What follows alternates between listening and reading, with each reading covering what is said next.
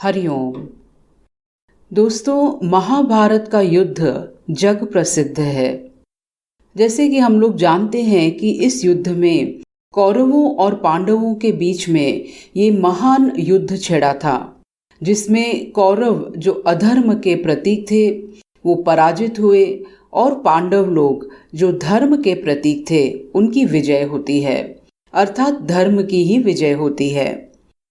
युद्ध के प्रारंभ में जब युद्ध की तैयारियां चल रही थी, उस समय भगवान श्री कृष्ण ने दुर्योधन को अपनी नारायणी सेना देने का आशीर्वाद दिया था और अर्जुन के निवेदन से भगवान अर्जुन के रथ के सारथी बने थे। युद्ध के प्रारंभ होने से पहले भगवान श्री कृष्ण ने अर्जुन से कहा कि हे अर्जुन, तुम हनुमान जी से प्रार्थना करके उनसे निवेदन करो कि वो तुम्हारे रथ के ऊपर आके विराजमान हो। तब अर्जुन ने भगवान कृष्ण की बात मानते हुए हनुमान जी से प्रार्थना की और उनसे निवेदन किया कि वे उनके रथ पे आके विराजमान हो, और इसीलिए हनुमान जी अर्जुन के रथ की ध्वजा में आके विराजमान होते हैं। तो इस तरह हनुमान जी अर्जुन के रथ में ध्वजा में विद्यमान होते हैं। भगवान श्री कृष्ण उनके रथ के सारथी होके उनकी रक्षा करते हैं।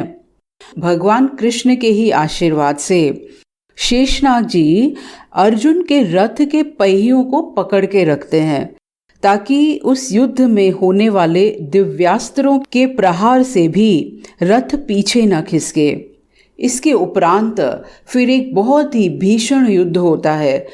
दोनों सेनाओं में ऐसे महान महान योद्धा थे जो कि अपने आप में ही अजेय थे। भीष्म पितामह जी थे, द्रोणाचार्य जी थे, कर्ण था, दुर्योधन और पांडव थे, और अनेकों ऐसे महान महान योद्धा थे। दोनों तरफ से ही अनेकानेक योद्धा एक दूसरे को पराजित करने में सक्षम थे और अंततः धर्म की ही विजय होती है।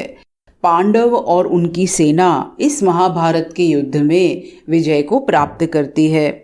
जब युद्ध समाप्त हो गया तो अर्जुन ने श्री कृष्ण से कहा कि पहले आप रथ से उतरिए, मैं आपके बाद उतरूंगा। तब श्री कृष्ण ने कहा कि नहीं अर्जुन, पहले तुम उतरो।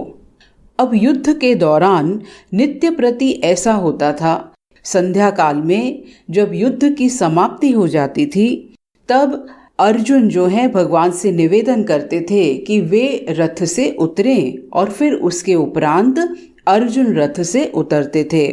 लेकिन जब युद्ध समाप्त हो गया और पांडवों की विजय हो गई, तब अर्जुन ने जिस समय भगवान श्री कृष्ण से कहा कि पहले आप रथ से उतरिए, उसके पश्चात मैं उतरूंगा, तब भगवान श्री कृष्ण ने कहा कि नहीं अर्जुन, आज पहले तुम उतरो, उसके बाद हम उतरेंगे। भगवान की बात मानकर अर्जुन रथ से उतर गए। इसके बाद श्री कृष्ण भी रथ से उतर गए। शेषनाग पाताल लोक चले गए और हनुमान जी रथ के ऊपर से अंतर्ध्यान हो गए। जैसे ही ये सब उतर गए तो अर्जुन के रथ में उसी क्षण आग लग गई और वह रथ वहीं भस्मीभूत हो गया। ये देखकर अर्जुन हैरान रह गए। उन्होंने भगवान कृष्ण से पूछा कि भगवान, ये कैसे हुआ? श्री कृष्ण जी ने कहा कि हे अर्जुन, ये रथ तो भीष्म पितामह, द्रोणाचार्य और कर्ण के दिव्यास्त्रों के प्रहार से तो पहले ही समाप्त हो चुका था, लेकिन इस रथ पर क्योंकि हनुमान जी विराजमान थे, मैं स्वयं इस रथ का सारथी था। इस वजह से ये रथ सिर्फ मेरे संकल्प की वजह से ही अभी तक चल रहा था। अब इस रथ का काम पूरा हो गया है, युद्ध समाप्त हो गया है, इसीलिए जैसे ही मैं इस रथ से उतरा तो ये रथ भस्मीभूत हो गया। तो यहाँ पर हम लोग देखें कि इस प्रसंग के द्वारा भगवान कृष्ण अर्जुन को मूल्यवान संकेत देना चाह रहे थे। जैसे ही भगवान कृष्ण ने अर्जुन से यह बात कही, तब अर्जुन के मन में एक बहुत ही विनम्र भाव उत्पन्न हो गया उनके मन में कहीं अगर लेश मात्र भी ये भाव था कि उनके पुरुषार्थ की वजह से ये युद्ध वो लोग जीत पाए हैं, तो वो भी वहां पर समाप्त हो जाता है। क्योंकि तभी अर्जुन को एहसास होता है कि भगवान कृष्ण के होने से ही, उनकी सन्निधि से, उनके संरक्षण से ही अर्जुन और बाकी समस्त पांडव इस युद्ध में विजय को प्राप्त कर पाए हैं। अगर भगवान कृष्ण न होते, अर्जुन का रथ कब का क्षत विक्षत हो गया होता। तो दोस्तों, हम लोग भी देखें कि हम लोगों के जीवन का रथ भी ईश्वर के द्वारा ही संरक्षित है।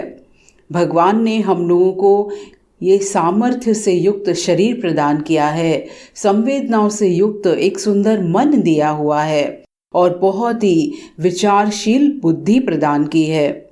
हम अगर जीवन में कुछ पुरुषार्थ कर पाते हैं तो हम ये अभिमान कतई नहीं कर सकते हैं कि हमने केवल अपने पुरुषार्थ से जीवन में जो भी प्राप्त किया है वो प्राप्त किया है। क्योंकि सच्चाई ये है कि अगर आज हम कुछ पुरुषार्थ भी कर पा रहे हैं तो वो भी केवल ईश्वर की कृपा से है। ईश्वर ने हमको अनेकों परिस्थितियों का सहयोग प्रदान किया, अनेकों ऐसे लोग हमको जीवन में प्राप्त हुए जिन्होंने हमको कहीं ना कहीं ऐसा योगदान दिया कि जिससे हमारे कार्य पूर्ण हो सके। हमारे जीवन का रथ भी भगवान कृष्ण ही हाँक रहे हैं। और अगर हम ऐसे ईश्वर की कृपा देखते हुए विनम्र होके जिएंगे तो न केवल हमारे लौकिक कार्य पूर्ण होंगे, लेकिन हम अपने मन में भी एक विनम्रता से युक्त रहेंगे, सभी के प्रति एक धन्यता की भावना होगी और हमारा मन प्रसन्न और शांत रहेगा। जो अपने ऊपर कर्तृत्व का अभिमान धारण करता है वही व्यक्ति अपने मन में सदैव चिंतित रहता है, एक बोझे से युक्त रहता है, एक अभिमान से युक्त रहता है। यही महसूस करते हुए हम ईश्वर के चरणों में बारंबार नमन करते हैं। हरि ओम।